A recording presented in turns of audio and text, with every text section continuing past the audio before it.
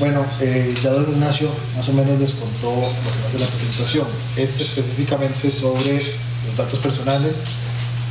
Vamos a hablar de la ley en Costa Rica, un poco de la legislación internacional y cuestiones que tiene la ley en Costa Rica, pues que nos han puesto a pensar en los últimos meses, pocos años que tiene la ley.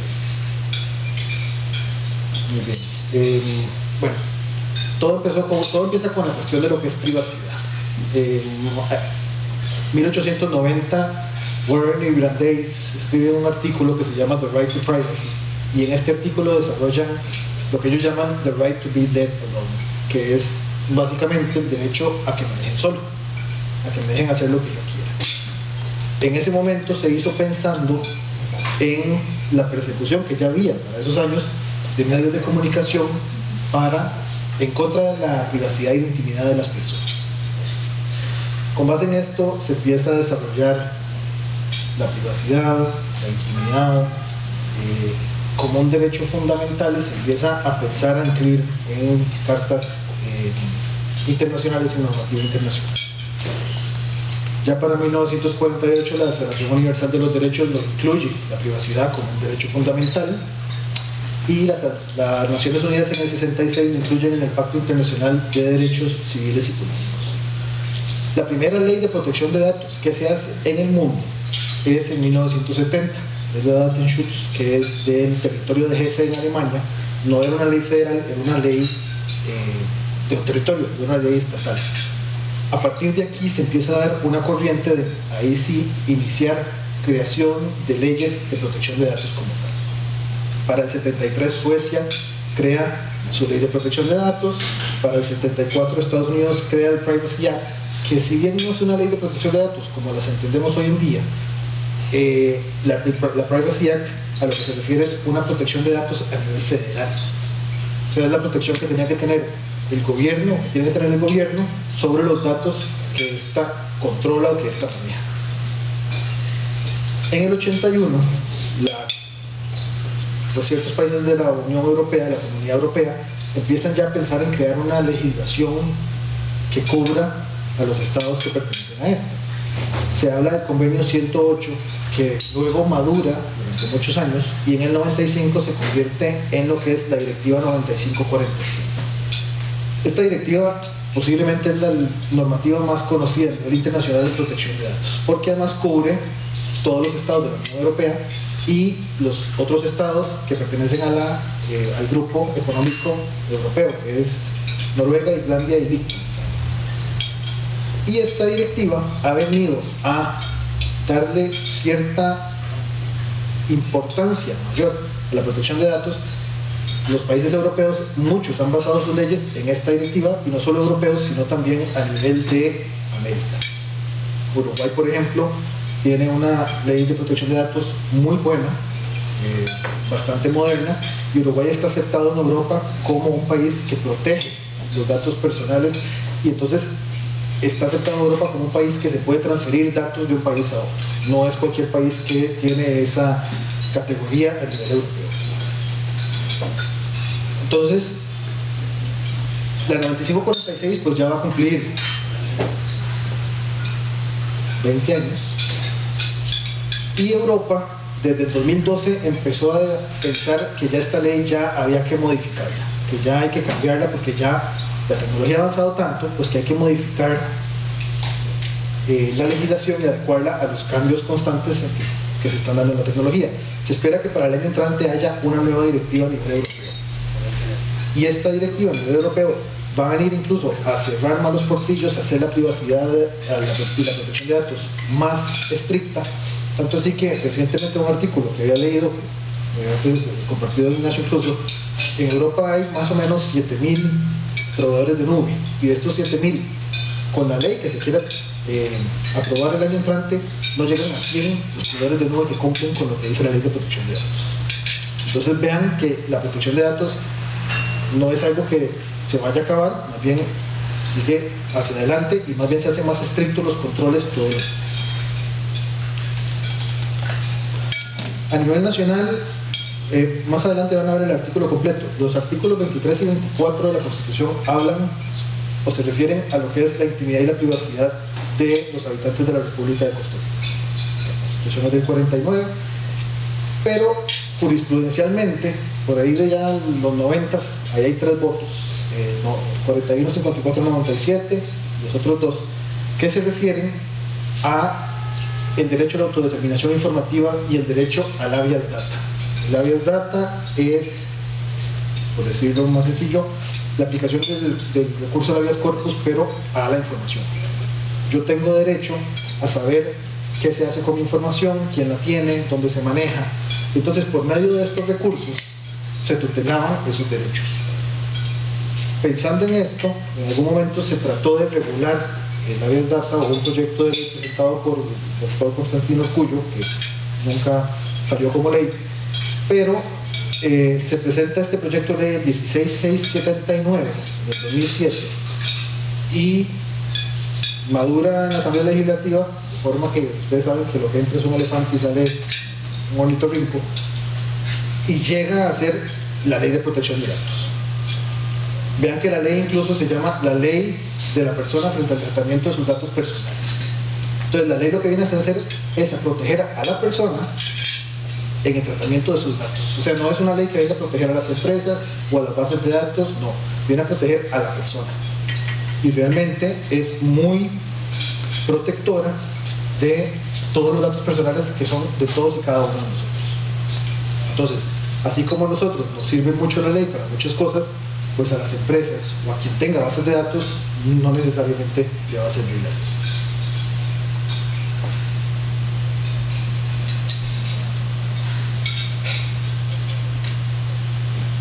Intimidad y privacidad en español realmente lo entendemos como sinónimos. Incluso la Ley de Protección de Datos se refiere a que protege la intimidad y la vida privada de las personas y la privacidad. En inglés lo van a, si lo buscan en algún momento en el artículo, se entiende diferente. Privacy en inglés es lo que entendemos nosotros como privacidad, como protección de datos, pero intimidad en inglés lo entienden como intimacy, que es como la vida privada en pareja. Entonces, normalmente en inglés no van a encontrar mucha información sobre intimidad relacionada a protección de datos, siempre va a ser privacidad. En español pues realmente son sinónimos, los usamos indiferentemente a la hora de referirnos a la protección de datos. Cuando hablamos de protección de datos, nos referimos específicamente a datos personales. La ley se refiere a datos personales. Si yo tengo una base de datos que tenga información de empresas, pues esto la ley no le va a aplicar. Son datos de personas. De personas físicas, pues. De personas físicas, exactamente.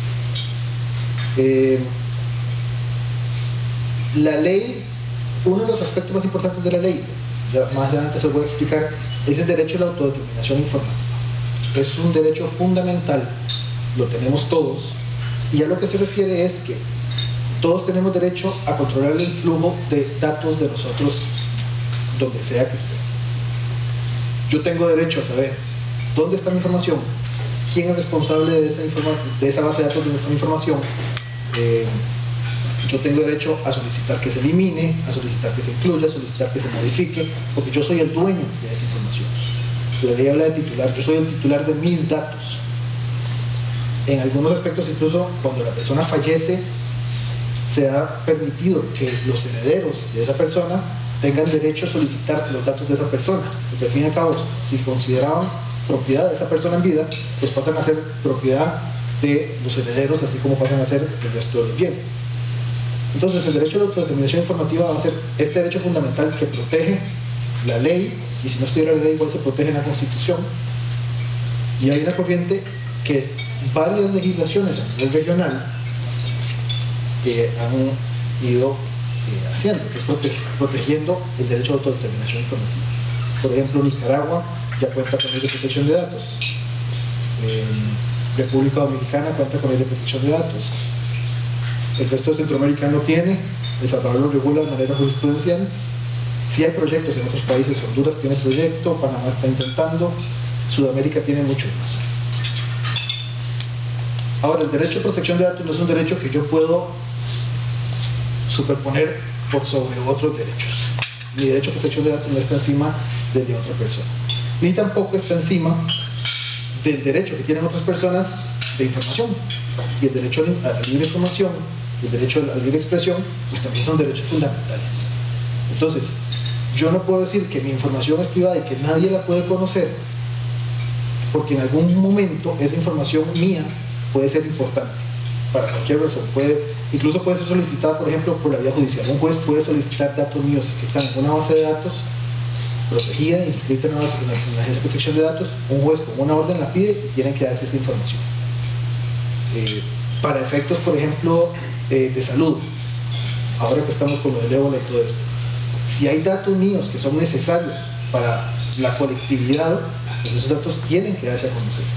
Mi derecho individual no está por encima de la colectividad, entonces igual se va a tener que pensar siempre en los derechos colectivos que sobre el derecho individual de las personas. Aquí abajo está, no se ve mucho, pero son los artículos 23 y 24 de la Constitución, que son los que protegen la privacidad y la intimidad de las personas. Así está regulado en Costa Rica.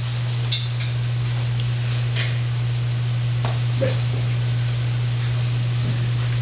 Cuando la ley se hizo, originalmente se pensó hacerla para proteger datos sensibles.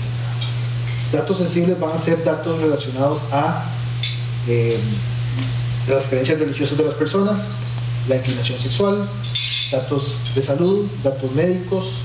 Esos son datos sensibles. Originalmente se pensó para eso, y se pensó especialmente para empresas como la que está arriba a la izquierda.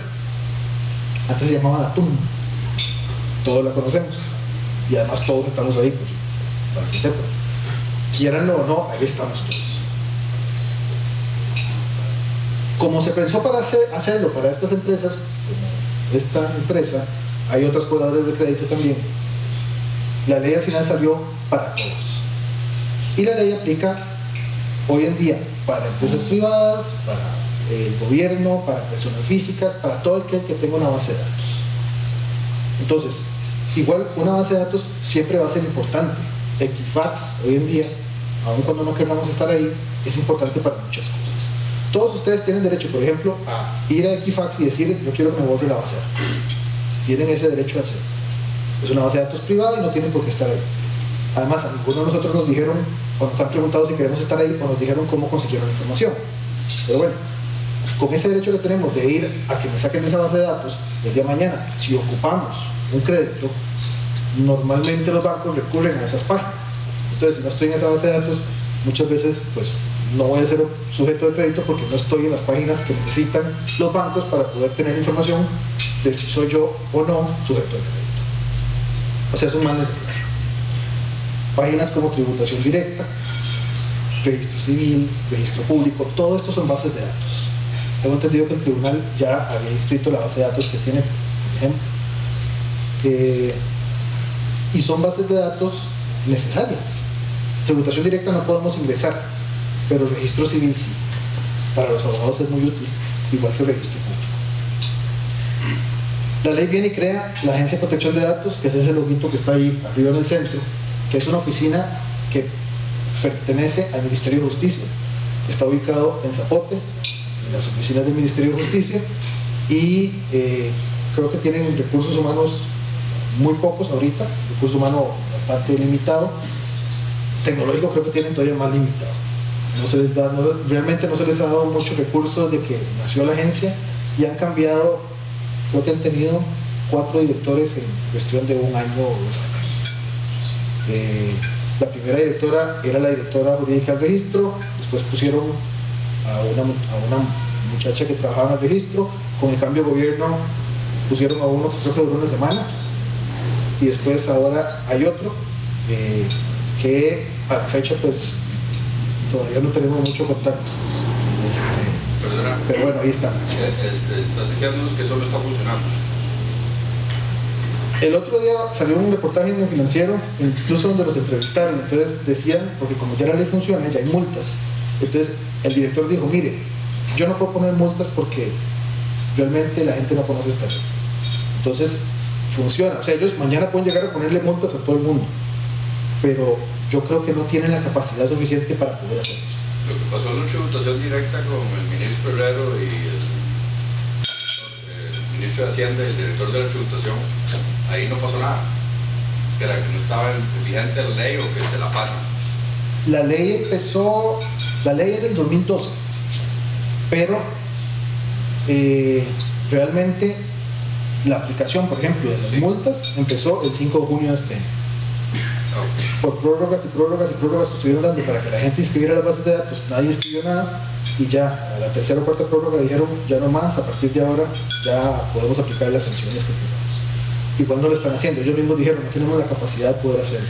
Entonces todavía están dando chance de que la gente que tiene que escribir bases de datos las inscriba. La gente igual no ha querido porque hay ciertas lagunas en la ley, más con criterios que ha sacado la Agencia de Protección de Datos, que ya vamos a ver. Ya vamos a ver eso. Estaba buscando ahorita La Nación en la web, pero no lo vi. Pero en la edición en papel vienen que de los 20.000 millones, los 19.900 no sé cuántos millones que están recortando los recursos económicos a la Agencia de Protección de Datos. Sí. Pero están entre los damnificados. Sí, entonces igual hicieron una oficina pues que no tiene los recursos para poder hacer lo que le dijeron que tenían que hacer. Pero bueno, ¿qué son datos personales? La ley va a hablar de datos personales. La ley dice que es todo aquello que haga una persona identificada o identificable, y eso es amplísimo. El reglamento indica que una persona identificada o identificable puede ser por medio de datos anatómicos, datos biométricos, datos intelectuales, un montón de información. Entonces, yo puedo saber quién es una persona por la forma en que camina, por su firma, por su foto, por su cédula, por su domicilio, por su teléfono. En algunos casos, pues, un teléfono no va a ser suficiente. Pero la ley dice que es aquello que haga una persona identificada o identificada. Si yo no puedo identificar a alguien y tengo que hacer un esfuerzo muy grande para identificar a esa persona, pues ese dato no va a ser un dato personal. Pero si con ese sencillo dato, si yo digo, por ejemplo, el presidente de la República, ya sabemos quién es, y es un sencillo dato, eso identifica a una persona. Pero si yo le doy un número de teléfono y ese teléfono es privado además, posiblemente no vamos a saber quién es. Entonces, no necesariamente todos los datos iguales van a ser datos personales. Una base de datos es un conjunto de datos personales y puede ser físico, puede ser un archivero, una gaveta, un folder, o puede ser en cualquier medio electrónico, un teléfono, una computadora, un disco duro, una base de datos en cualquier parte del país, siempre y cuando sea un conjunto de datos personales. A eso se refieren bases de datos personales. Tratamiento de datos es cualquier acción que yo lleve a cabo con datos personales, desde captar el dato hasta que yo lo elimino, todo lo que pase en eso: captarlo, conservarlo, modificarlo, suprimirlo, cederlo, trasladarlo, rectificarlo, eliminarlo. Cualquier acción que yo lleve a cabo con datos personales se va a entender como tratamiento de datos. Y la comercialización, que aquí es donde brinca la liebre. La ley dice que las bases de datos que se tienen que inscribir son las que yo comercialice, o sea, las bases de datos que yo venda. Si yo no vendo esa base de datos, yo tengo que escribir en la Agencia de Protección de Datos. O si yo no vendo datos dentro de esa base de datos, hay un problema muy grande. Hay un criterio de la agencia que dice que eso es cierto, pero que además ya no solamente esas las que tengo que escribir, sino que tengo que escribir todas las bases de datos sobre las cuales yo obtengo un beneficio comercial. O sea que si yo tengo una base de datos y mando un correo mensual como el boletín de la empresa ofreciendo bienes y servicios, esa base de datos se la tengo que escribir. Y si ustedes me dicen una sola empresa en este país que no haga eso y que sobreviva sin hacer un correo masivo o enviar información ofreciendo bienes y servicios, y básicamente todas las bases de datos de este país hay que inscribirlas. Todas. Incluso si lo que tengo es en mi teléfono el directorio de clientes y lo llamo para decirle mira, te llamo para ofrecerte tal cosa, eso es una base de datos inscribible. Y eso ha sido un gran problema. ¿Tienes una pregunta? Sí, es que bueno, en el caso de ICE, nosotros sabemos que lo consulta la agencia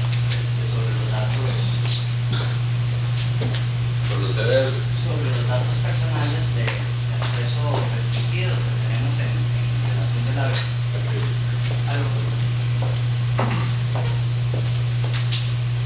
que obtenemos en virtud de la relación comercial con los clientes, ¿verdad? Estas bases de datos que obtenemos de los clientes nosotros no las vendemos, pero sí son datos que se tienen en virtud de una relación, ahorita que con toda lo de la apertura, en virtud de una relación comercial. Nos habían dicho que sí teníamos que inscribirnos. Aún así el IFE, bueno, todavía no está en el proceso y no ha llevado a cabo la inscripción, porque también tiene sus dudas con respecto al superusuario y a toda esa cuestión. Pero ¿cómo quedaría ahí si el IFE no vende? Lo que pasa es que hay otra cuestión.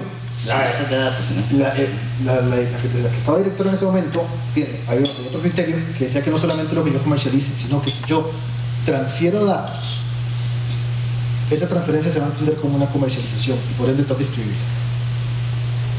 Por esa cuestión fue que incluso el Tribunal Supremo de Elecciones dijo: yo mejor inscribo mi base de datos. El tribunal no vende. El tribunal tiene una base de datos enorme en la web a la que todos accesamos y de la que todos sacamos información, pero el tribunal lo que hizo fue: mejor lo inscribo y yo me lavo la mano, y si alguien usa información de aquí, pues yo ya la inscribí y lo que quieran hacer con esta información es asunto de ustedes, pero yo, lo mío, ya está inscrito. Hay un montón de lagunas, realmente, y se ha buscado hablar con el actual director para aclarar temas como este, por ejemplo, pero ha sido un poco difícil ese acercamiento. No importa la pregunta, ¿para qué hay que escribirlas? Ya vamos a ver por qué vamos a tener que escribir las bases de datos. La ley viene a hacer 4 diferencias de datos, viene a indicar 4 tipos de datos diferentes. Los datos sensibles, que son los que les indiqué antes, que va a ser cualquier dato relacionado a la salud de las personas, datos médicos, inclinación sexual, creencias religiosas, que eventualmente son datos que son de mucha importancia para uno o para una empresa. Imaginémonos una empresa farmacéutica o una empresa de seguros. Si una empresa de seguros conoce mi vida entera, posiblemente no me den el seguro. Entonces son datos que hay que tener bajo resguardo y con mucho cuidado. Los datos sensibles son prohibidos de tratarse. No se pueden tratar a menos que yo tenga un consentimiento informado del titular de esa información. Si no lo tengo, es una falta. Datos personales de acceso restringido. Estos son datos que son de interés para la persona, para el titular de sus datos y para la administración pública. La hoja de delincuencia, por ejemplo. La hoja de delincuencia, yo no podría sacar la hoja de delincuencia suya. Si yo quiero la hoja de delincuencia de una persona que voy a contratar, tengo que pedirle que la lleve. Y si esa persona no la quiere llevar, posiblemente no la contrate, pero yo no puedo hacerlo. Esos son datos de acceso restringido, son bases de datos que están en el Estado, que el Estado tiene acceso, pero que no todos podemos acceder. Datos personales de acceso irrestricto, el registro civil, registro público. Registro civil, lo que uno hace elecciones, por ejemplo, es una base de datos que todos accesamos de manera gratuita. Registro público, en algunos momentos hay que pagar para obtener cierta información, hay que tener un PIN, pero todo lo podemos hacer. Entonces igual sigue siendo de acceso irrestricto, no hay una restricción. Cualquier persona dentro o fuera del país lo puede hacer. Y datos referentes al comportamiento crediticio, que es realmente algo que ya existía en la ley, que por alguna extraña razón lo incluyeron en esta otra vez, que son los datos del Sistema Financiero Nacional. La ley incluso dice que estos datos se van a regular por lo que digan las leyes del Sistema Financiero Nacional y la Ley de Protección de Datos. No puede contravenir una a la otra, pero ya ha habido un criterio, si no me equivoco, no sé si habrá más, de que las entidades financieras también tienen que inscribir sus bases de datos. Sabemos que el criterio ya ha cambiado en las últimas semanas, que creo que había una reunión de entidades financieras con la Agencia de Protección de Datos, pero no sé qué habrá sucedido. Sí. Los datos de las telefónicas, los CDRs que dicen a dónde está y a dónde ha estado uno durante los últimos 2 años, ¿dónde calza? Ese puede ser un dato sensible realmente, porque le da a usted ubicaciones específicas de la persona, de dónde ha estado, cuánto tiempo estuvo. Hay un caso incluso en Alemania, Malte Spitz, un alemán, le puso una denuncia a Deutsche Telekom y obligó a Deutsche Telekom a entregarle todos los datos de su teléfono por no sé cuánto tiempo, y se dio cuenta que con esos datos Deutsche Telekom mapeaba todo lo que él hacía y con quién hablaba durante cierta cantidad de tiempo, y esa información es la que se trata de proteger. ¿Por qué? Porque es información mía. Si yo no se la quiero dar a la Telefónica, pues la Telefónica no tiene por qué tenerla. Hay mucho camino por recorrer. La parte principal era hacer la ley, pero realmente, además, con los avances de la tecnología, la ley ya tiene 2 años y ya es vieja.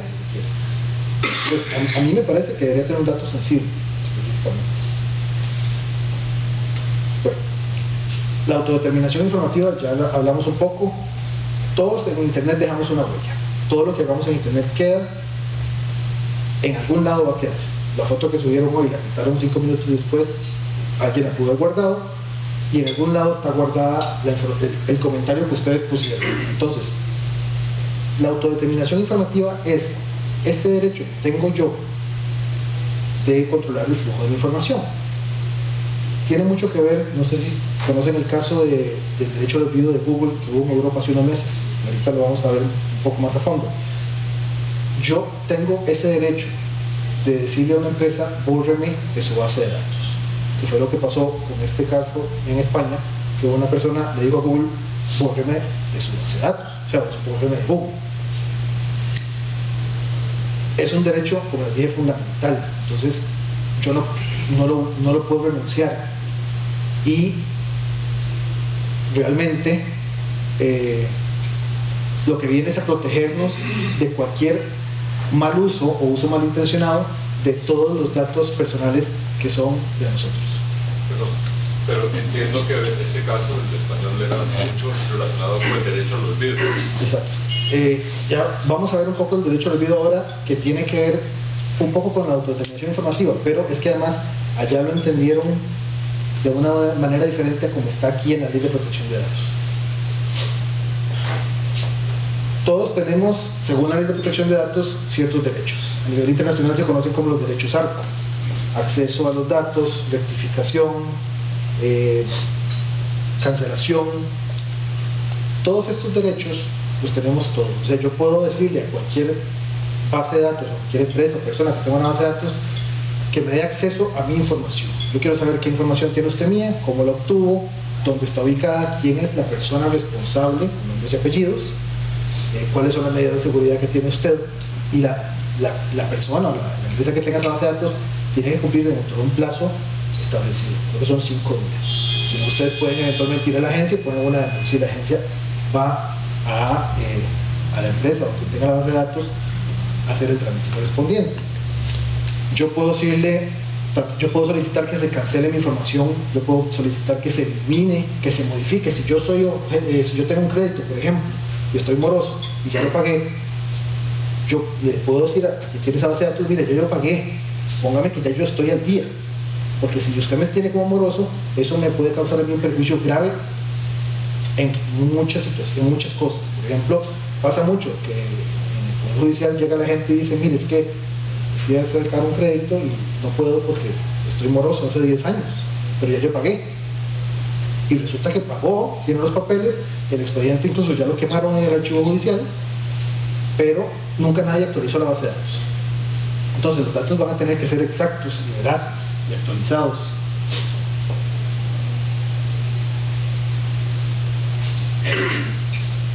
Toda persona o toda empresa que tenga una base de datos tiene que contar con su consentimiento informado del titular de esos datos. El consentimiento informado es un documento que puede ser físico, puede ser electrónico, en donde yo acepto las condiciones que se le van a dar a mis datos.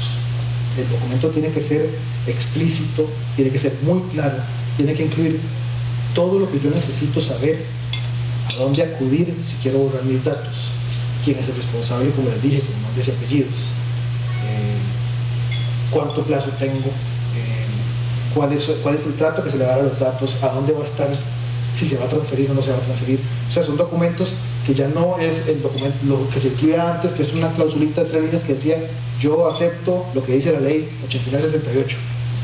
No se permite realmente, porque yo no me sé la ley 8968. Entonces, eso no se acepta como un consentimiento informado.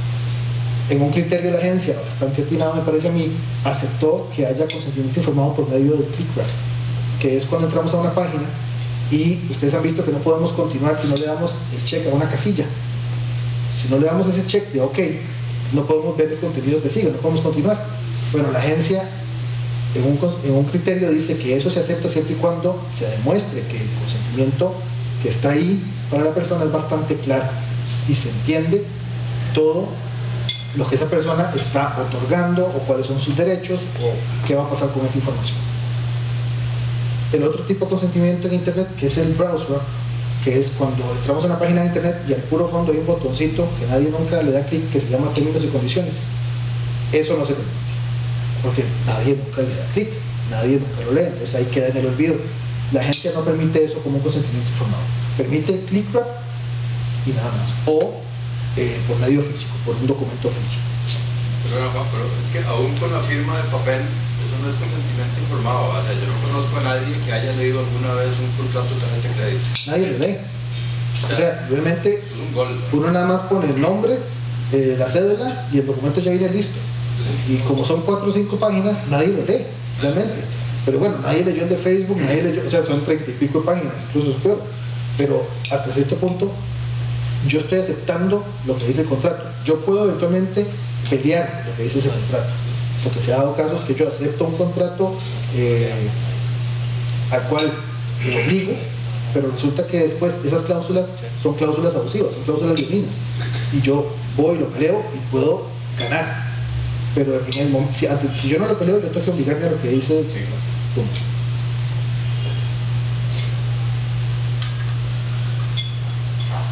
La información que se tenga guardada tiene que ser información de calidad.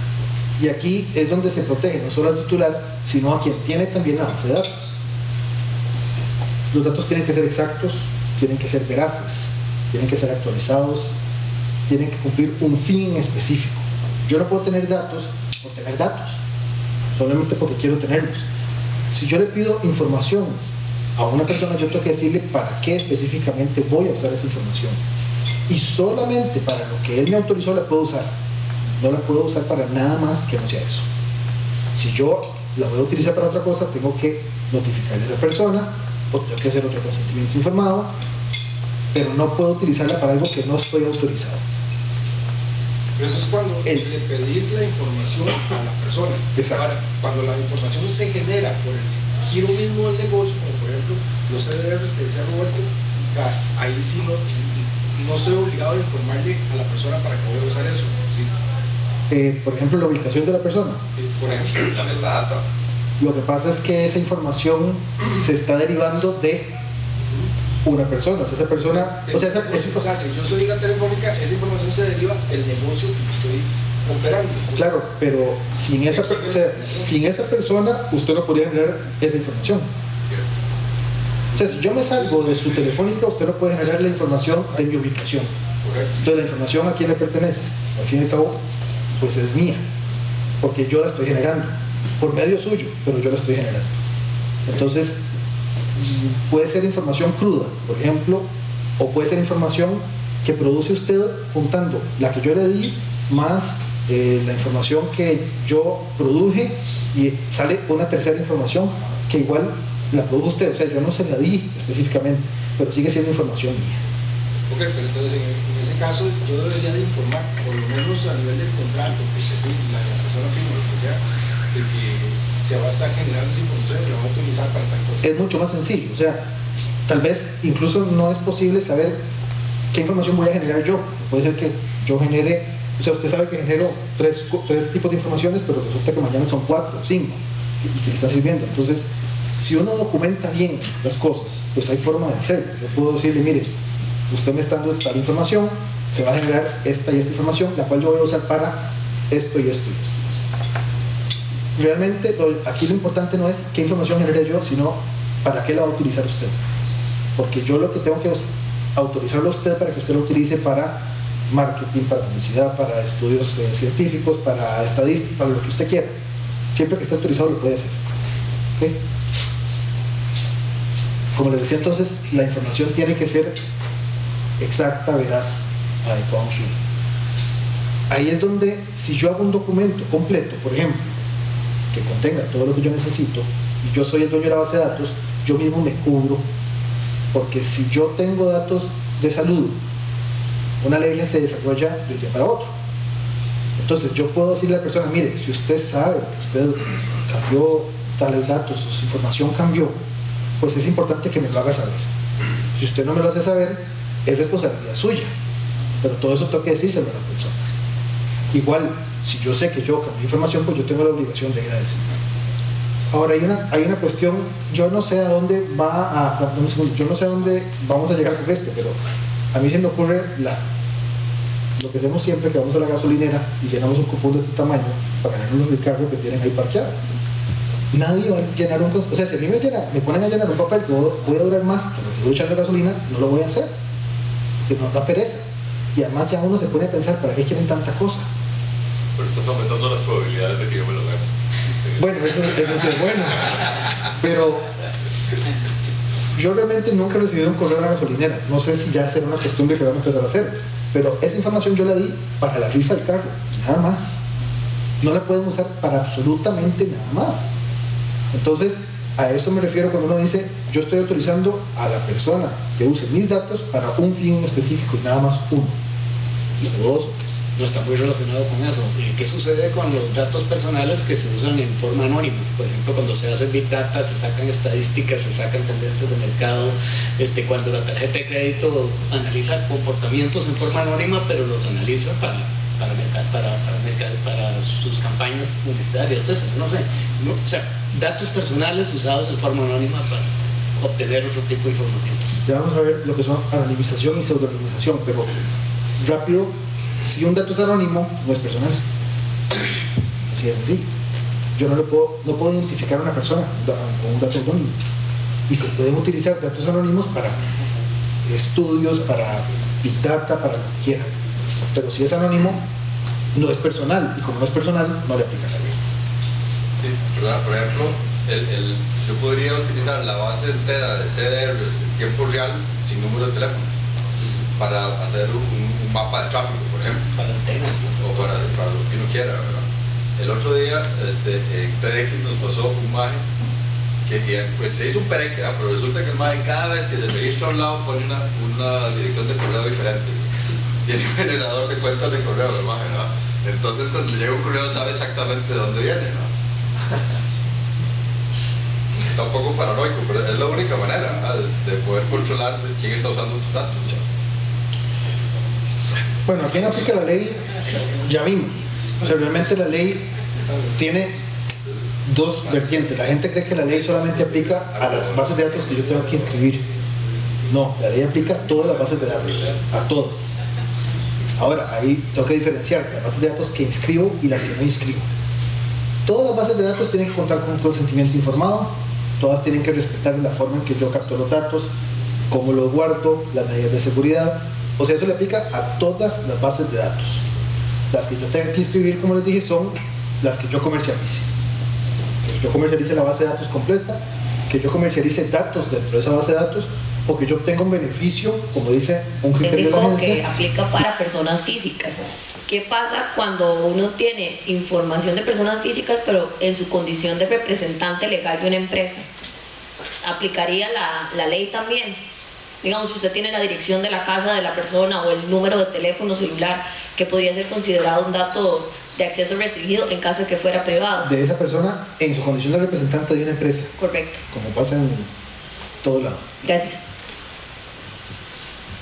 Hay una cuestión, si yo esos datos los obtengo, por ejemplo, si yo entré al registro civil y saqué el nombre, o sea, en el registro civil yo puedo obtener un montón de cosas, de cuántas veces se divorció, cuántos hijos tiene, hasta hijos que no tiene le salen en el registro civil, y matrimonios que uno no tiene también, para que sepan.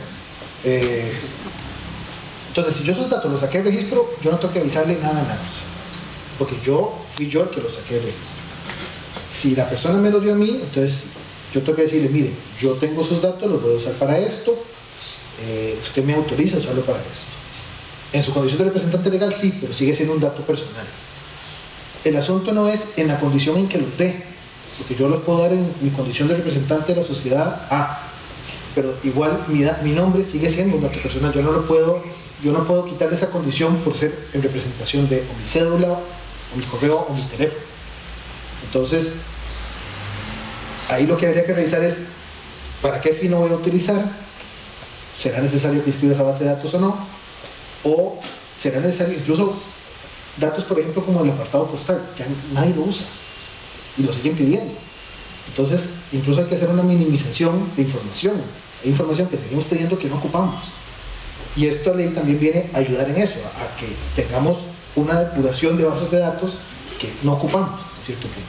Pero sí, es un dato personal, lo será siempre y lo seguirá siendo sin duda alguna.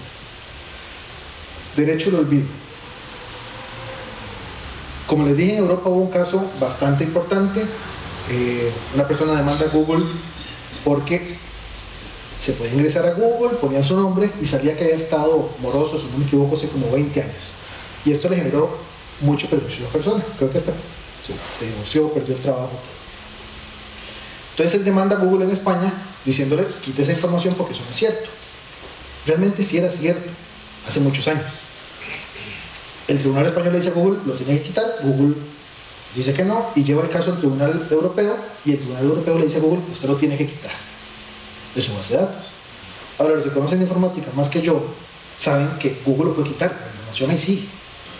Y Google lo quita, pero Google no era el dueño de esa información ni del link donde estaba esa información. Esa información sigue estando en la página del periódico, del archivo digital, y ahí está todo. Entonces, quitarlo de Google no sirve de absolutamente nada, más que no lo vea todo el mundo. Pero si yo lo empiezo a buscar y todo el mundo empezamos a buscar, el algoritmo de Google, obviamente, seguramente lo va a volver a meter en las páginas de Google. Entonces, realmente el derecho al olvido, a como lo estaban viendo, es muy difícil de aplicar. Ahora se habla incluso que no es el derecho al olvido, sino el derecho al perdón. Pero perdona, el español demandó a los dos. Demandó a Google y al periódico. Sí, y creo que le dijeron a los dos.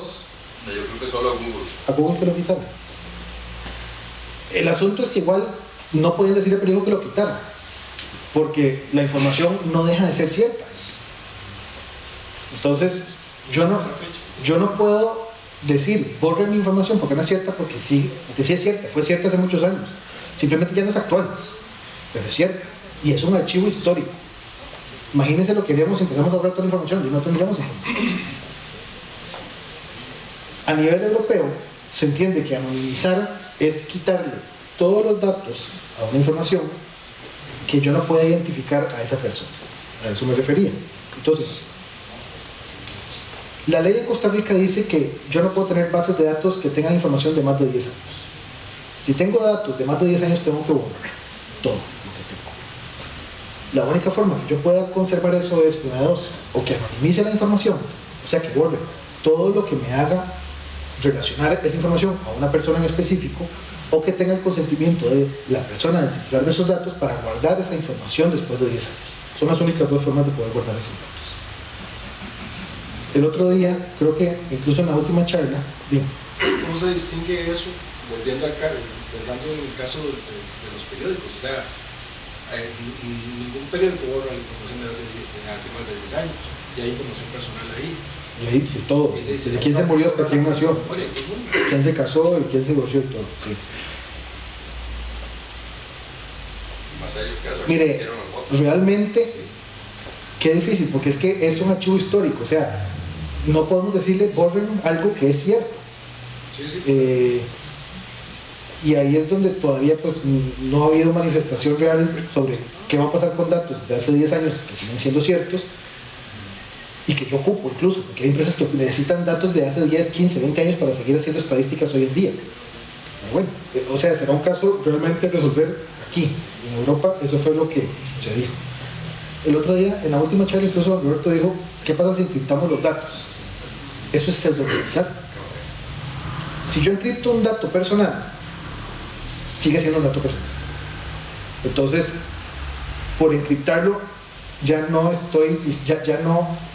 me salvé. No, por encriptarlo lo tengo más seguro, pero sigue siendo un dato personal. ¿Por qué? Porque hay forma de que yo pueda ver ese dato. Nadie de ustedes lo puede ver, pero yo sí. Y al fin y al cabo recordemos que el espíritu de la ley es la protección del dato personal. Entonces, hay diferencia. Si yo anonimizo, puedo tener todo lo que yo quiera después de 10 años, según la ley.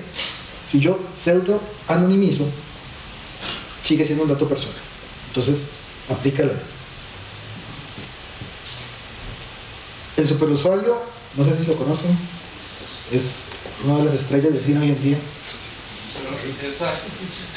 el borrar esa información de hace 10 años se aplica para todos los datos que... Todos los datos personales. O sea, digamos, mis datos de estudio. Sí, el archivo de la U, hay que borrarlo. Mis datos de trabajo. O sea, si yo voy a hacer un trabajo, generalmente me piden constancias o para presentar al Consejo. Bueno, no, pero serían datos suyos que tiene usted. Pero si yo tengo que pedir una constancia de un lugar que trabajé hace más de 10 años, ya ese lugar no me lo va a dar porque no lo va a dar. Es que el asunto es que supuestamente todos estos lugares que tienen datos de uno de más de 10 años deberían decirle, mire, yo tengo estos datos suyos, usted me autoriza a tenerlos porque yo los ocupo para que si usted dentro de 20 años viene a decirme, yo cumplí con las cuotas de la caja, sea cierto. Pero y si no los tengo, yo le puedo decir, no, mire, bórreme ya. Cuando me toque pensionarme me van a decir, dice, pues usted borró todo, solo tiene 10 años, empieza otra vez. O sea, cuando se hizo esta ley, se pensó que todas las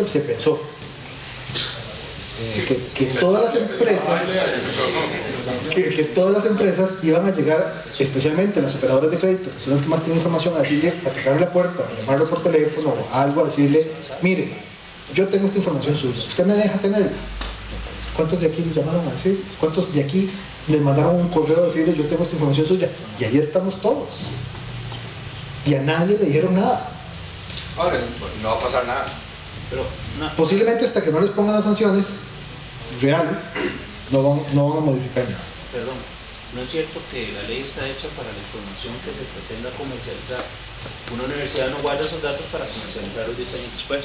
No, es que hay dos cosas. O sea, la ley está hecha para datos personales. Sí, pero punto. se pretenden comercializar. No, para datos personales, punto. Los que se comercialicen son los que yo inscribo en la Agencia de Protección de Datos. Los que no se comercialicen, yo no los inscribo, pero tengo que protegerlos igual, porque siguen siendo datos personales. O sea, vos podés tener mi vida entera, no más mi expediente médico de la caja, sin comercializarlo, y lo tenés para simplemente en el momento específico ponerme la inyección que yo necesito para dejar de respirar, y usted no la comercializó. Y usted tenía información mía sensible, ¿y cómo lo obtuvo? Yo tengo que saber cómo lo obtuvo, porque la información es mía, no suya. Entonces, la ley aplica, o sea, la ley se llama Ley de Protección de las Personas frente al tratamiento de sus datos personales, no que se comercialicen. O sea, las que se comercialicen se inscriben, pero el resto igual tiene que cumplir con consentimiento informado y con medidas de protección. Perdona, las inscritas no les aplican los 10 años. Todas. Lo que pasa es que tal vez con las inscritas es un poco más sencillo, porque si yo ya la voy a inscribir, tengo que tener un montón de documentación donde la persona me autoriza a tener esa información, pues de una vez le pongo dentro del documento, mire, usted me autoriza a tenerla por más de 10 años por esto y esto. Entonces el registro va a descasar a todos los que se casaron hace más de 10 años. O sea, No está mal. la ley tenía que decirlo en algún punto, porque es necesario. El problema es adecuarlo a la realidad. El superusuario. Esa palabra existe solo en Costa Rica. La ley viene a incluir el superusuario. Oscar, por ejemplo, aquí es muy amigo del superusuario. Amigo, enemigo. El superusuario básicamente lo que viene a decir es que por cada base de datos que yo inscriba en la Agencia de Protección de Datos, yo tengo que darle a la agencia una clave de acceso libre a esa base de datos, para que ellos accesen cuando quieran, desde donde quieran, en el momento que quieran, sin pedirle permiso a nadie. Eso dice la ley. ¿Cómo pasó eso? Eso existe única y exclusivamente en el reglamento. Eso existe única y exclusivamente en Costa Rica. Eso no está en la ley, está en el En el reglamento. reglamento. Eso es uno de los 4 directores que pasaron por ahí. Ustedes pueden revisar cualquier otra ley, en ningún lado lo dice. Posiblemente el espíritu de esto fue decir, bueno, si una persona va y pone una denuncia que los datos están siendo mal utilizados, la agencia de manera remota puede acceder a la base de datos y ver si es cierto o no. Hasta ahí todo muy bien. ¿Y quién vigila el vigilante? ¿Y quién me asegura a mí que la seguridad que la ley le está diciendo a las personas que tienen que tener con sus bases de datos las tiene el Ministerio de Justicia, las tiene la Agencia de Protección de Datos? El acceso remoto hoy en día no se puede, realmente no tienen la capacidad de hacerlo, o sea, van a tener que llegar a tocar la puerta, decirle déjeme entrar, préndame la computadora y yo entro, pero igual, los que entran a la puerta de la computadora pues ya borraron todo lo que necesitaban ver, pero la ley, el reglamento lo dice, hay que dárselo a la agencia. Ahora, tengo entendido que la agencia no lo está pidiendo a la gente que inscriba las bases de datos, o sea, por obligación hay que darles. Tengo entendido que no lo están pidiendo, pero no lo están pidiendo no significa que en cualquier momento no digan dónde está mi superusuario. Está vigente, existe y hay que hacerlo. Y ya se lo desearon a la NSA. tiene un vicio de inconstitucionalidad enorme. Enorme, claro. Porque lo que está haciendo es desprotegiendo lo que la ley protege, la protección de datos. Entonces, ¿cómo sé yo que las personas que están ahí en la agencia no sacan todos los días la información y la están usando para cualquier cosa, en perjuicio mío o no, o para vender zapatos, pero tienen toda la información que necesitan?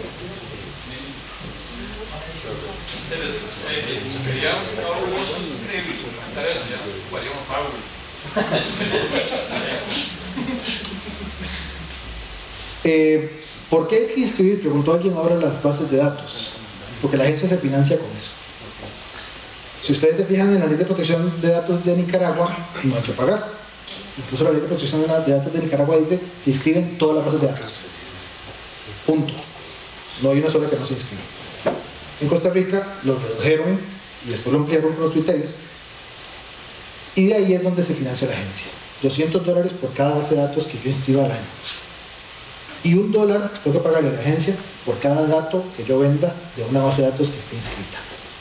Entonces, si yo vendo su nombre a otra persona que lo necesita para algo, yo tengo que pagarle a la agencia $1 por cada dato vendido. Más el 13%. Y esos $200 son por año. Obviamente, igual, si yo la inscribo hoy en día, me van a cobrar el equivalente a lo que falta al resto del año. Pero $200 es por los 12 meses del año. La agencia lo que falta son vendedores. ¿Perdón? La agencia lo que falta son vendedores por comisión. Sí, más o menos. ¿El dólar que hay que pagar a la agencia es por cada dato vendido o por los datos vendidos de una persona? Porque la ley establece una cosa y el reglamento otra. Sí. Entonces no sé cuál de los dos es el que aplica. El reglamento viene a aclarar normalmente la ley. Ajá. En este caso creo que ninguna ni la otra. Se ha entendido por dato vendido, como por dato se entiende algo que me identifica una persona, entonces si el nombre me lo identifica, eso tiene que pagar. Si la cédula me lo identifica, eso tiene que pagar. Si yo vendo una talla de zapato que está en mi base de datos, por solo la talla de zapato, eso no me lo va a identificar. Entonces, eso con el nombre, posiblemente sí, pero, por ejemplo, si yo tengo una talla de zapato en una base de datos inscrita y eso no me identifica una persona, ¿tengo o no tengo que pagar? Sí, pero digamos, si venden el nombre de uno, el número de cédula y el correo electrónico, tendría que pagar $3 a la agencia. Entonces, o sea, realmente a mí me parece que debería pagar una sola vez. Por toda la fila. Por toda la fila. Pero no sé hasta qué punto van a necesitar mucha plata para ir a capacitarse. Y con GIFAX, digamos, por cada consulta que hace... Por consultas, sí, tienen que pagar. No, ahí tienen que pagar un monto diferente, si no me equivoco. Pues por cada consulta, ellos están obligados a pagar un monto. Lo que pasa es que igual Equifax no está inscrita. Entonces, en este momento, no paga nada. Si le sumamos las sanciones, ahí es donde ya más se asusta la gente. Mejor no poder leerlo. Faltas leves, no se ve mucho. No se ve nada. Faltas leves son 2 millones de colones por falta. Faltas leves incluye recolectar información sin darle información suficiente al titular de esos datos, o tratar los datos por mecanismos inseguros. Faltas graves va de 2 a 8 millones por falta. No por base de datos, por falta.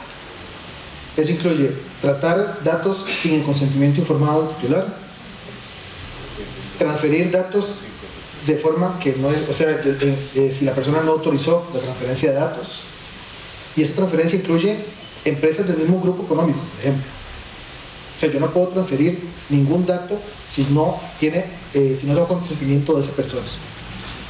Usar datos diferentes de manera diferente para los cuales yo los solicité o los pedí. Finalidad de los datos.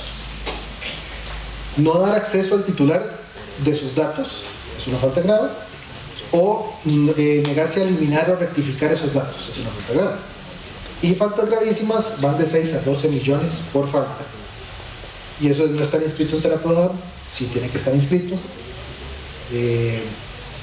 Dar información diferente a la que tengo en mi base de datos si me la solicitan. Tratar datos sensibles sin tener autorización para tratar datos sensibles. Obtener datos por medio de engaño, violencia o amenaza. O revelar la información que tengo yo guardada sin autorización de la persona. Estas son multas económicas, las pone la agencia. ¿Y la plata es para la agencia o para la caja única? Para la agencia. Está loco. Pero hay pena de cárcel. Cuando se hizo la ley Mordaza, la mal llamada ley Mordaza, la ley de delitos informáticos incluyó el 196 bis. Y dice que hay pena de 1 a 3 años al que con beneficio propio o de un tercero, con peligro o daño para la intimidad o privacidad y sin autorización del titular de los datos, trate datos, básicamente. Ahí tienen un montón de palabras de se apodere, modifique, interfiera, o sea, en general es tratar datos. Y la pena se va a agravar, va a subirle un añito más hasta los 4, si esto lo hace el encargado de administrar o dar soporte del sistema. O sea, los encargados de TI tienen más responsabilidad. Los que tienen acceso a las bases de datos tienen más responsabilidad. Si es información de un menor o de un incapaz, también se va a agravar la pena. O si son datos sensibles, se va a agravar la pena. Esto se modificó, esta última parte incluso, esta parte de aquí, se modificó el año pasado, en 2013. La ley es anterior a eso. Los incapaces incluyen a todos los diputados. Bueno, si ya fueron declarados, sí.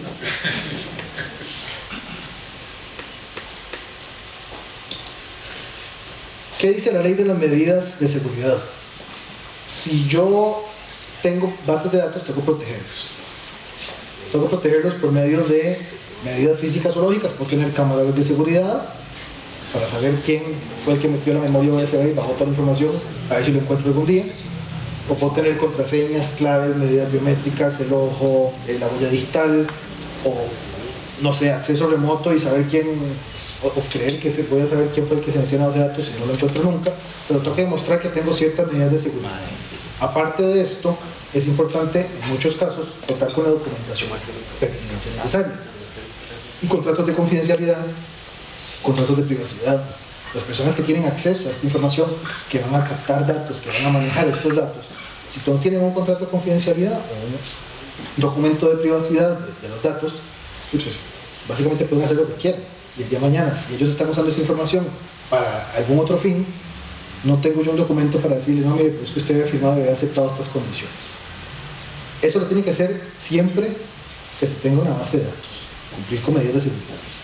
Yo puedo tercerizar el tratamiento de los datos. Si yo no tengo la capacidad para guardar datos personales y hay una empresa que me lo ofrece, o otra persona que me lo ofrece, yo puedo tercerizar eso y la agencia lo permite, y nada más que yo tengo que inscribir ante la agencia igual ese contrato con esa empresa, con esa persona, y demostrar que esa persona o empresa cumple igual con las mismas medidas de seguridad que pide la agencia.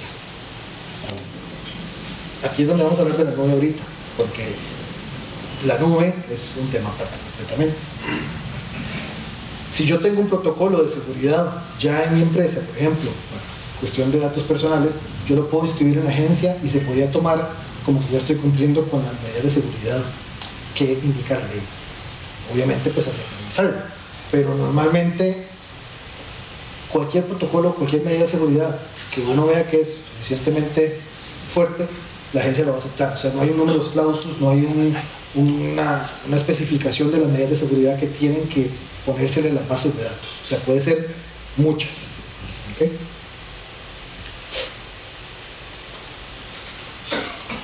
El otro día hablábamos de la nube, y sí, la nube, o sea, las ventajas y los usos de la nube son miles y son maravillosos.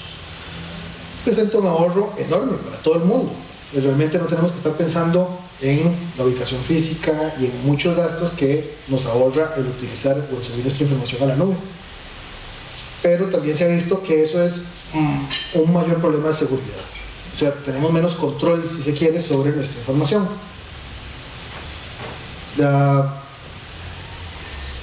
Jennifer Lawrence no me deja mentir. O sea, hace unas semanas todas las fotos de Jennifer Lawrence y un montón de gente salió a la luz pública y lo que hicieron fue sacarlas del iCloud. Esa noticia me la encontré ayer. China intercepta las sesiones de iCloud para obtener información de los usuarios. O sea, eso no es nuevo, no es que sea noticia. Todos sabemos que interceptan las comunicaciones en todo el mundo. Pero eso es parte de lo que tenemos que saber y conocer a la hora de utilizar la nube. Entonces, yo puedo subir mis datos a la nube, Google Drive, sabiendo que esa información en cualquier momento alguien la puede obtener de manera ilegal, o que si en el momento en que se cae la nube cierra la nube, pues, me puede haber quedado sin mis datos. Se permite inscribir bases de datos en Costa Rica que estén en la nube, siempre y cuando obviamente uno use la nube privada. Si usa la nube pública, podrían decir, no, mire, en ese caso mejor ponga el archivo ahí en el parque para que todo el mundo lo vea.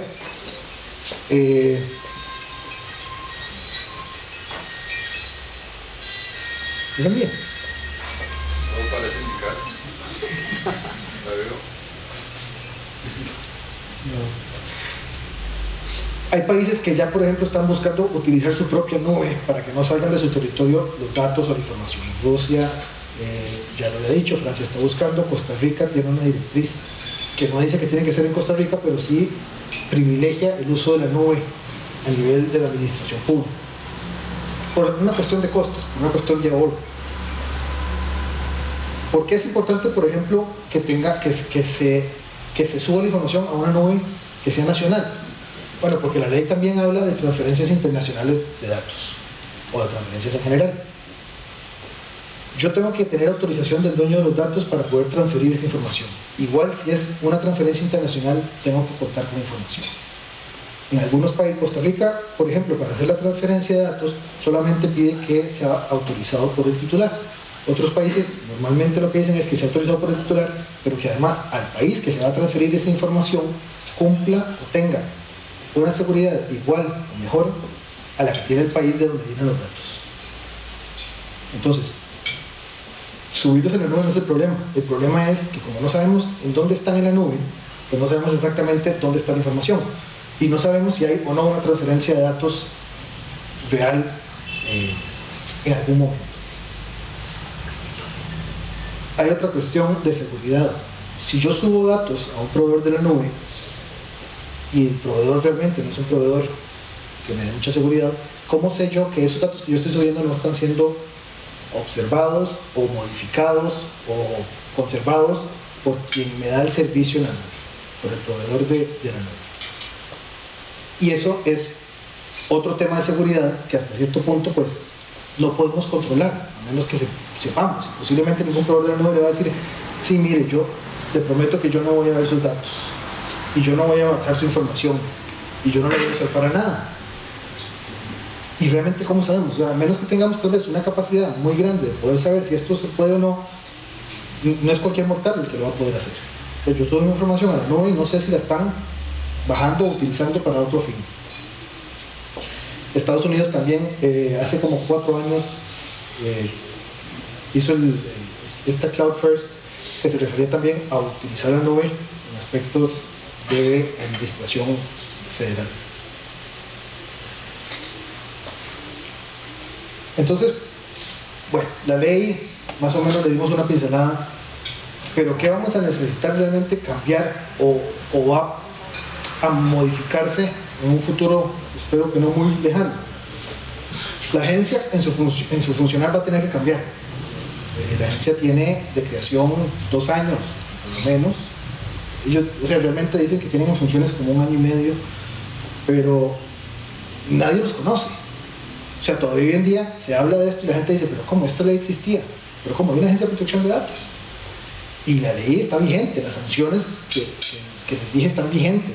El Código Penal, el artículo 196 bis está vigente. O sea, todo eso existe. El día de mañana la sanción se la pueden poner a cualquier empresa, a cualquier persona que tenga una base de datos que no haya inscrito o que no haya cumplido con los requisitos que dicen para captar esa información.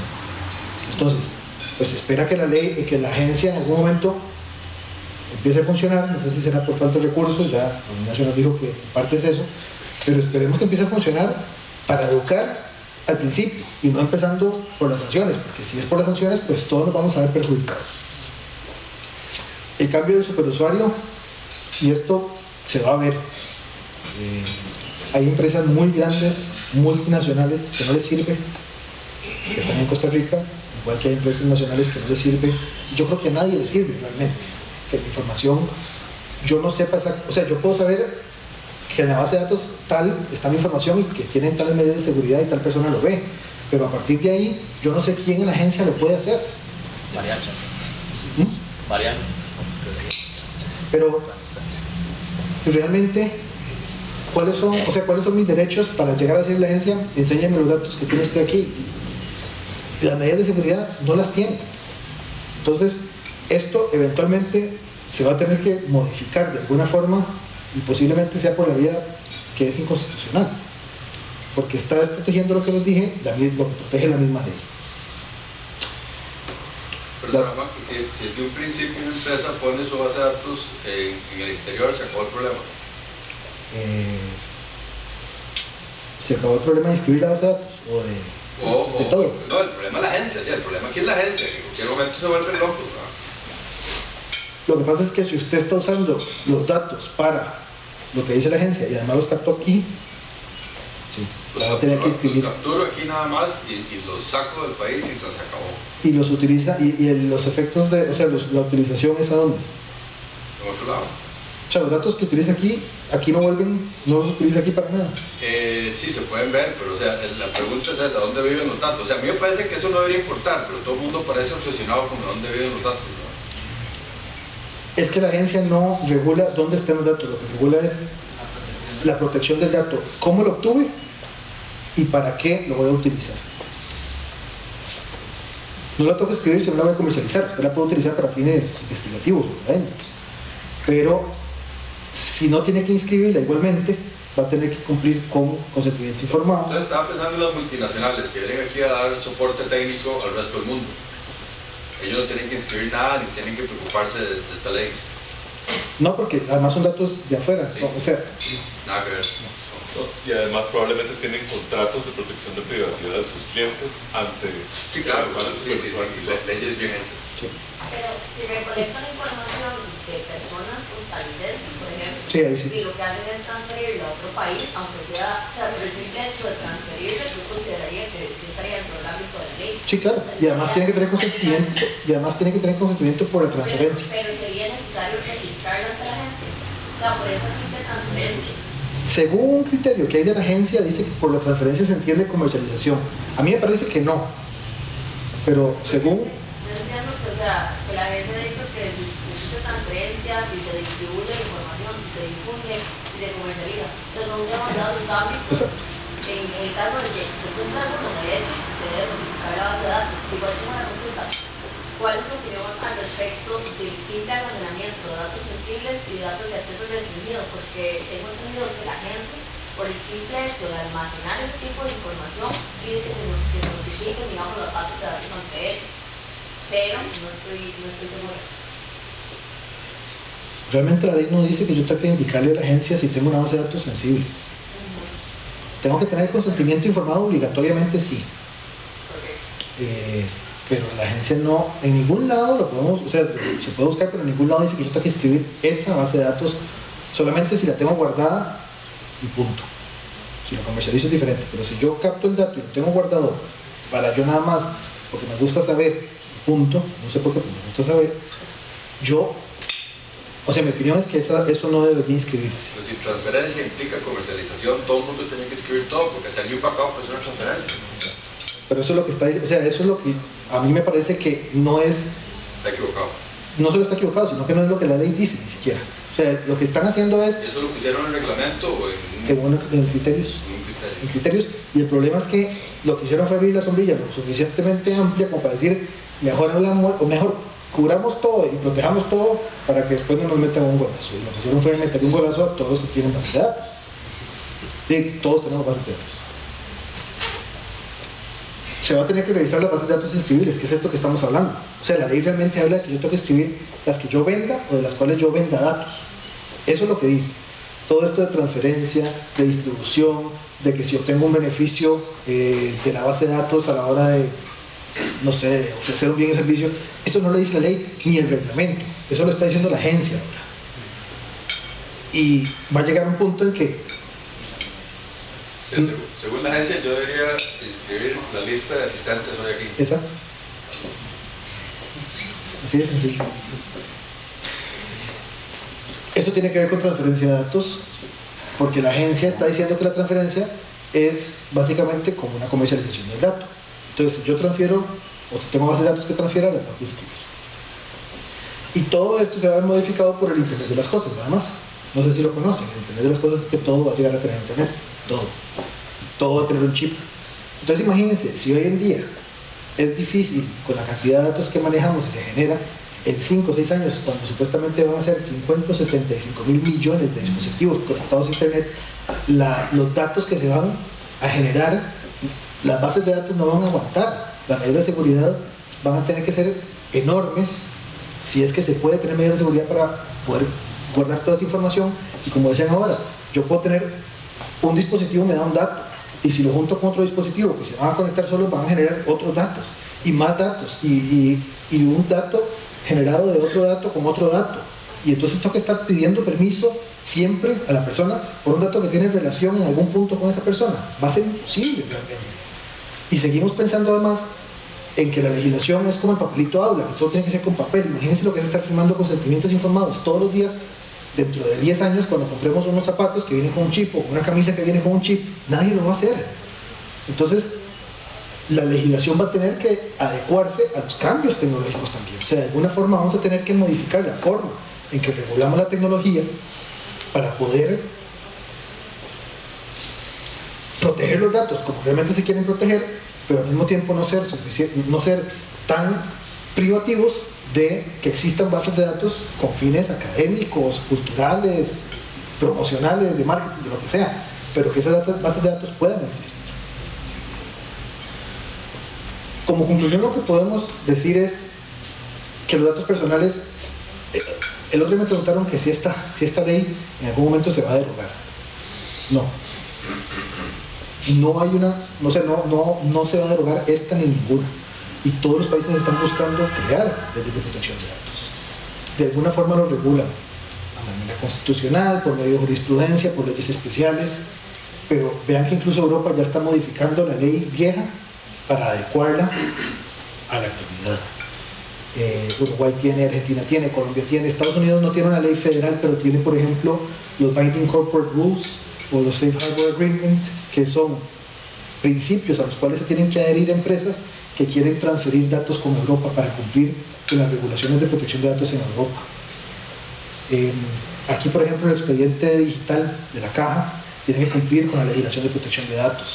Y todo va hacia eso, porque lo que queremos realmente, lo que se quiere es proteger los datos personales. Simplemente hay que adecuar la forma en que los protegemos para que, así como el titular tiene derecho a que sus datos sean protegidos, pues se proteja también a quien tiene bases de datos y necesita bases de datos para su negocio, para lo que sea. Entonces,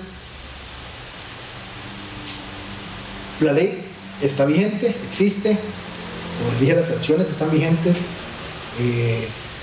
toca inscribir en este momento, y si de mañana la agencia llega y les toca la puerta y le dice usted no está inscrita y debería estar inscrita, le pueden poner una sanción.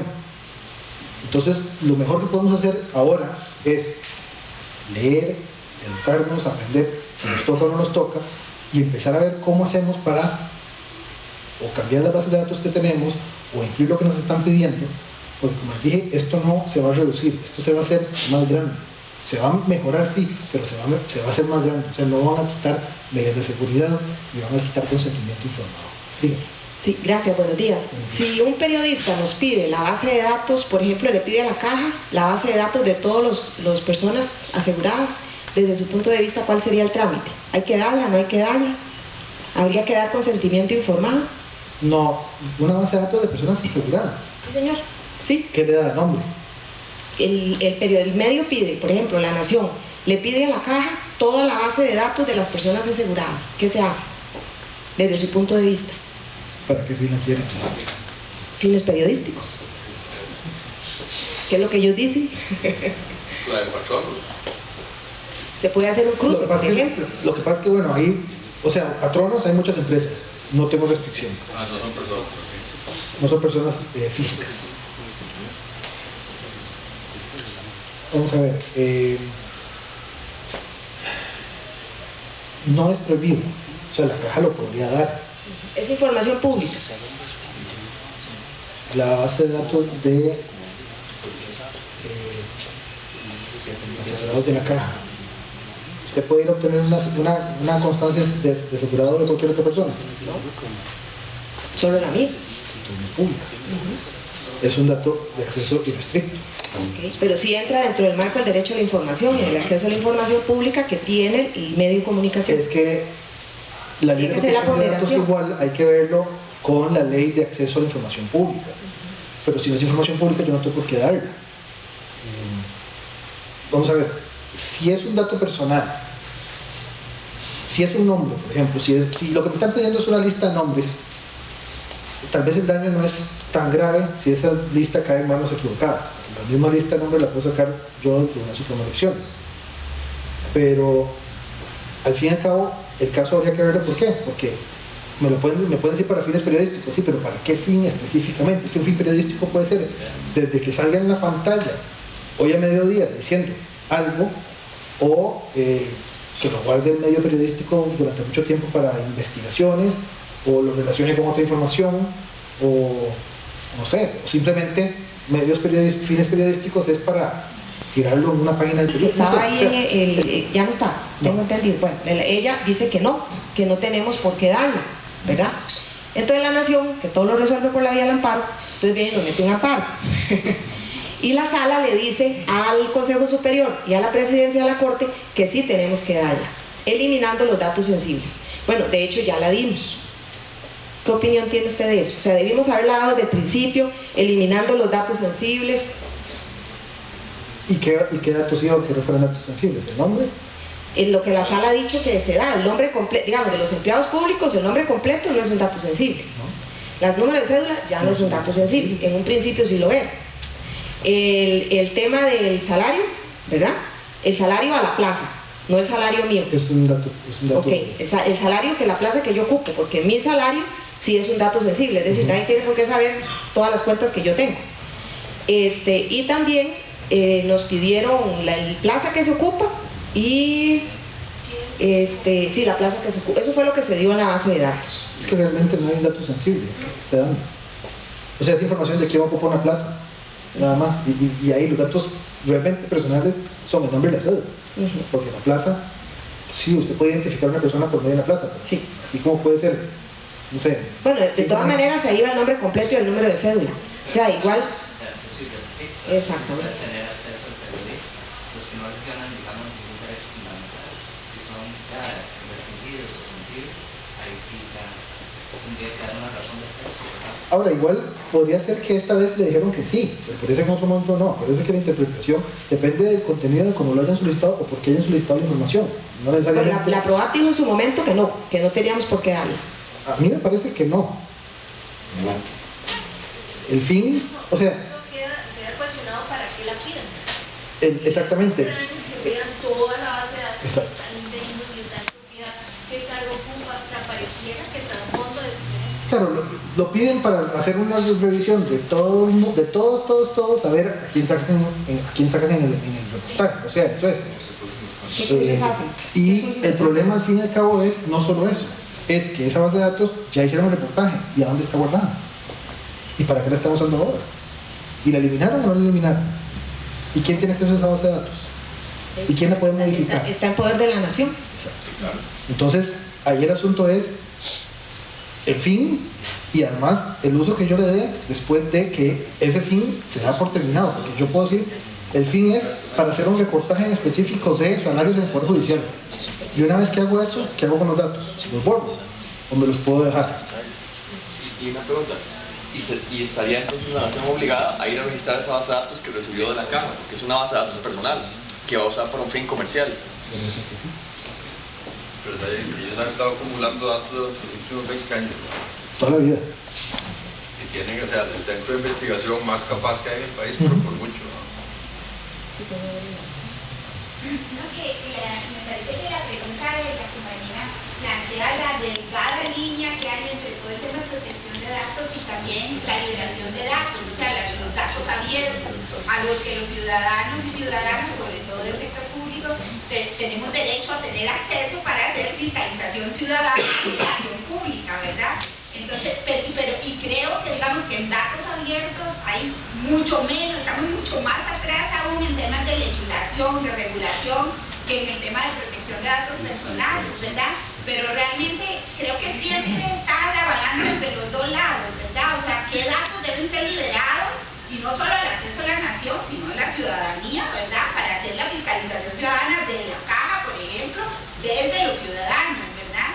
Porque esa digamos, es una oportunidad que existe, a medida que se desarrollan las tecnologías, es una gran oportunidad que existe, pero sí es una línea muy delgada entre eso y el tema de protección de datos, ¿verdad? Yo creo que esa discusión se ha dado poco y también hemos avanzado, digamos, poco en el tema de datos abiertos a la par de otros países que sigan trabajando un poco más en este tema. Sí, como les decía, o sea, es que la ley no la podemos ver sola, ahí tenemos que verla en conjunto, que mi derecho a protección de datos igual tengo que interpretarlo en relación al derecho de las otras personas de obtener información mía, incluso, que puede ser importante para muchas cosas. No porque yo tenga derecho a que mis datos no los conozca nadie, yo no puedo llegar a decirle a un juez, no, usted no puede pedir información por medio de una orden.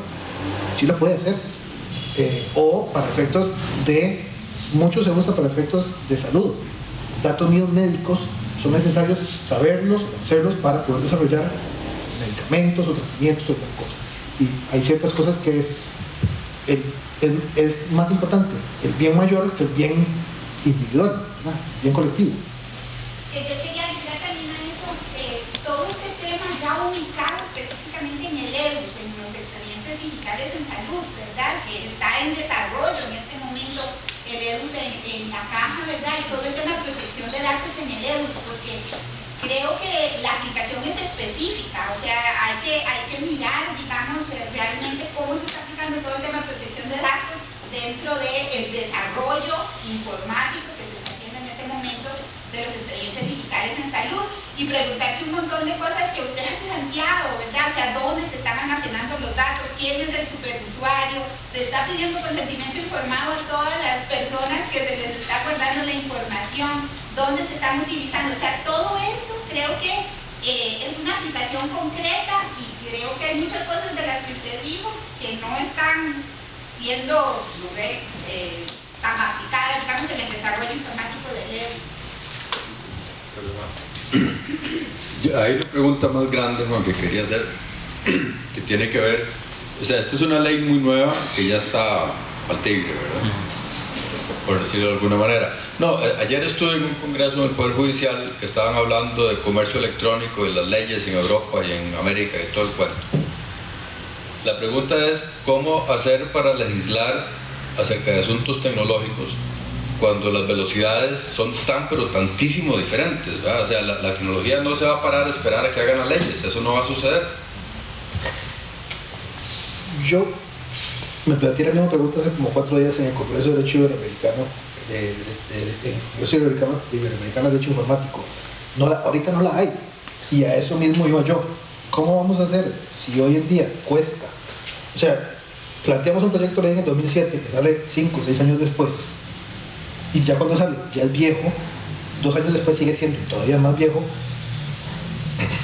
para regular algo que es tecnología. Además, hoy por ejemplo regulamos delitos informáticos, ya mañana hay una forma nueva de sacar información o de robarse información. O sea, la tecnología no espera, y antes la tecnología cambiaba cada año. Ahora es, todos los días hay algo nuevo y diferente. Todos los días le ponen nombre a un nuevo delito. Antes era solo phishing y farming, ahora es phishing, farming, tapjacking, o sea, hay infinidad de nombres. Y si no está delimitado en la ley, no es delito. Entonces, realmente esa pregunta yo creo que nos tenemos que empezar a hacer ya. Los que tenemos relación con hacer leyes, con hacer reglamentos, con hacer normativa, porque va a llegar un punto en que las leyes que hagamos no van a servir para nada.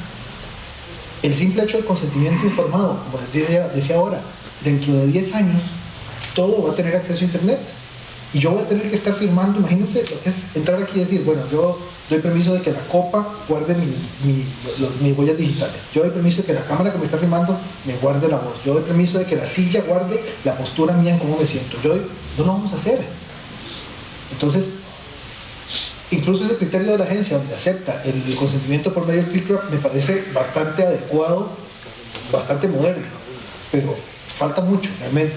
O sea, falta mucho en cómo vamos a tener que modernizar la legislación o la normativa a los tiempos modernos. ¿Algo más? Muchísimas gracias a todos. Espero que haya sido de utilidad. Gracias.